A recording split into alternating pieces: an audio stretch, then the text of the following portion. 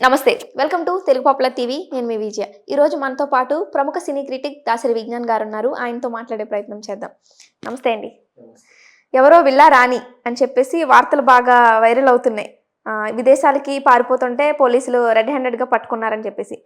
అది అసలు ఏం జరిగిందంటారు? ఎవరంటారు ఆమె? ఈవిడ చాలా తెలివైంది. ఎంత తెలివైంది అంటే శ్రీలక్ష్మి కన్స్ట్రక్షన్స్ యజమాని గుర్రం విజయలక్ష్మి. ఓకే. నిజాంపేట దగ్గర బాలాజీ నగర్ లో ఉంటుంది. ఎంత తెలివైందంటే నీకు చెప్తా చూడు.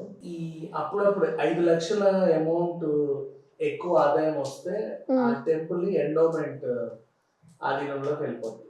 ఓకే. తెలిసిందే. ఇప్పటి వరకు నీ టెంపుల్ కి ఇంత ల్యాండ్ ఉంది, ఈ డబ్బా అంత ల్యాండ్ ఉంది. ఈ టెంపుల్ ఆదాయం 5 లక్షలు మించితే ఎండోమెంట్ పరిధిలోకి వెళ్తుంది. ఎండోమెంట్ పరిధిలోకి వెళ్ళినప్పుడు ఈ టెంపుల్ కి ఎంత భూమి ఉందో అదంతా వాళ్ళ కంట్రోల్లోకి వెళ్తుంది. ఆ ఆదాయం పెరిగే టైంలో, ఎండోమెంట్ వచ్చే టైంలో ఈ పూజారికి ఈ విజయలక్ష్మికి ఒక ఒప్పందం కుదురుతుంది. ఓకే. ఈ ల్యాండ్ ఇంతే, మిగతా ల్యాండ్ చెప్పకు అంతే అని ఫిక్స్ చేసేదాన్ని. ఆ మిగతా ల్యాండ్ ఎవరిది అంటే నాదని చెప్పేసి దానికి ఈవిడ కొంచెం అమౌంట్ వీళ్ళకి ఇచ్చేస్తుంది. ఆ ల్యాండ్ ని కబ్జా చేసేస్తుంది. ఓకే. చేసేసి రిజిస్ట్రార్తో ఎక్కడెక్కడో నకిలీ కాగితాలన్నీ సృష్టించి రిజిస్ట్రేషన్ కార్యక్రమాలు చేసేసుకుంటారు.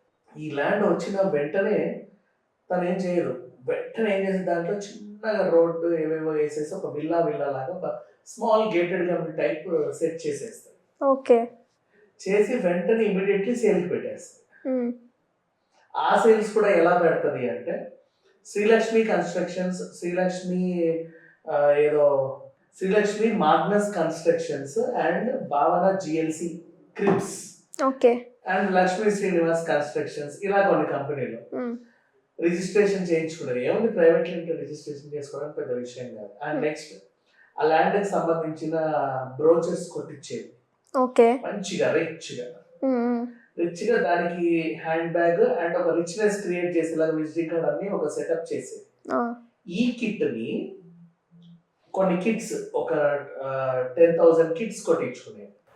హైటెక్స్ ఎగ్జిబిషన్ సెంటర్ లో ప్రాపర్టీ షోస్ అవుతా ఉంటాయి. క్రెడా లాంటి పెద్ద పెద్ద షోస్ అయితే రియల్ ఎస్టేట్ వాళ్ళలో సభ్యత్వం ఉన్న వాళ్ళందరికీ వీళ్ళకి తెలుసు. వీళ్ళు ఏం చేస్తారు, ఇంకోటి చిన్న చిన్నగా ప్రాపర్టీ షో, ఈనాడు ప్రాపర్టీ షో, లేకపోతే ఇంకా టైమ్స్ ప్రాపర్టీ షో ఏవో అవుతా ఉంటాయి. వాటిల్లో స్టాల్స్ తీసుకొని, అవసరమైతే క్రెడాయిలో కూడా తీసుకుంటారు, డబ్బులు ఇచ్చేసి అవి సభ్యత్వం సేపులో తీసుకొని స్టాల్స్ పెడతారు. మంచి రిచ్ స్టాల్. ఓకే. జనాలు వస్తారు, వాట్ ఈస్ దిస్ అని అడగగానే వంకాయ పులుసు, ఏమీ లేదండి అని చెప్పి కిట్ ఇచ్చేసి ఇక్కడ ఉంటుంది, ఇక్కడ ఉంటుంది. జస్ట్ శంషాబాద్ ఎయిర్పోర్ట్ ఉందా, ఇలా వెళ్ళి ఇలా తిరిగితే ఒక టెంపుల్ వస్తుంది. టెంపుల్ ల్యాండ్ మార్క్ పెట్టుకోండి. అక్కడే మన ల్యాండ్. ప్రభుత్వ భూములు ఉంటాయి కొన్ని. ఇప్పుడు ఫర్ ఎగ్జాంపుల్ తోళ్ల పరిశ్రమ, లేకపోతే ఇంకేమైనా చిన్న పరిశ్రమలు ఉంటాయి, వాటికి అసలు అక్కడ ల్యాండ్ ఉన్న విషయం ఎవరికీ తెలియదు. అలాంటి చోట్లకి వెళ్ళి ఒక ముక్క కత్తిరించుకుంటారు. ఓకే. అక్కడ ఉన్నటువంటి అధికారి ఎవరైతే ఉంటాడో వాడికి లంచం ఇస్తుంది. ఓకే. వాడు ఏం చేస్తాడు, ఒక ఫ్రీ హ్యాండ్ వచ్చేది, వాడు గోడ వరకు కట్టేసి ఇంతే సార్ మా ల్యాండ్ అంటాడు వాడు.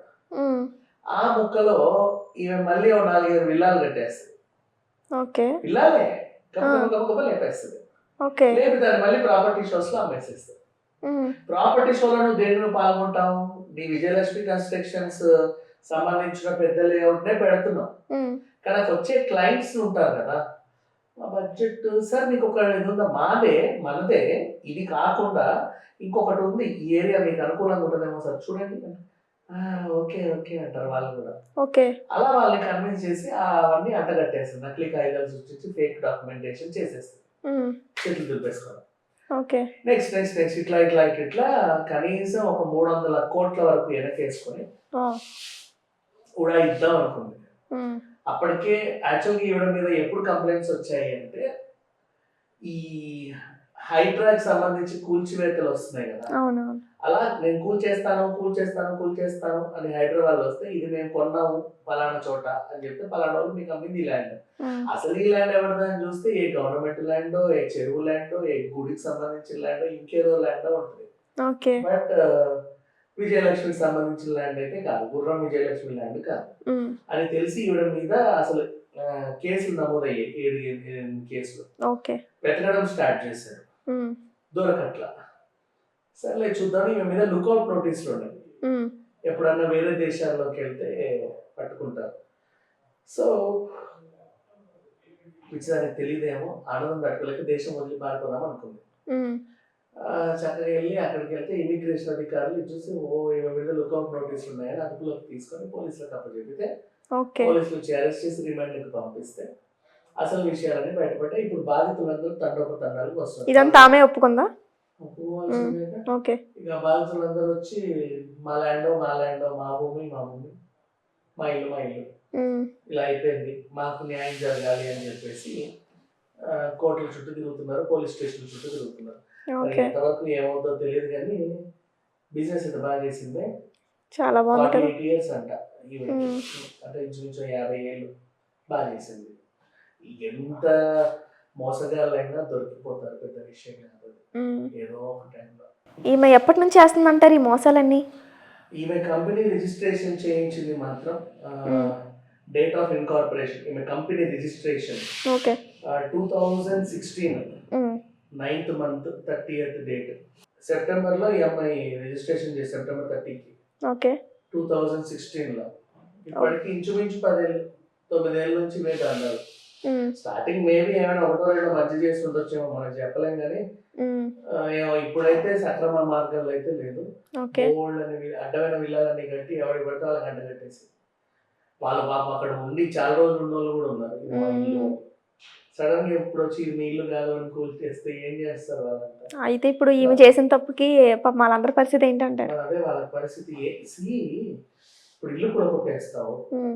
రోడ్డు నెట్టేస్తావు, మళ్ళీ వాళ్ళు ఏం చేస్తారు? మళ్ళీ అప్పటికప్పుడు ఇంకో ఇల్లు కొనుక్కొని వాళ్ళ దగ్గర తీసుకొని ఉన్న సామాన్లు సర్దుకొని బతుకుతా కోర్టులో కొట్లాడుతా ఉండాలి. హ్మ్. డిస్టర్బ్ అయిపోతారు. ఆ.